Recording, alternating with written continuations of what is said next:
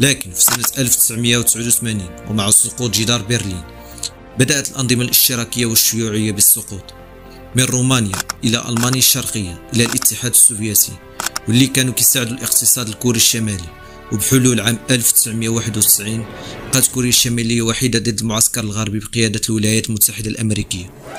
وهنا بدأ التفكير بصنع القنبلة النووية، فمنعت كوريا الشمالية مفتشي الأمم المتحدة بتفتيش المفاعلات النووية الكورية، الشيء اللي أدى الأزمة مع الولايات المتحدة الأمريكية، لكن سرعان ما تم حلها. وفي سنة 1994 توفي كيم إل سونغ بعد نوبة قلبية مفاجئة، وتسلم ابنه كيم جونغ إل الحكم من بعده، وقدم نفسه إلى شعبه في خطاب مدته 5 ثواني،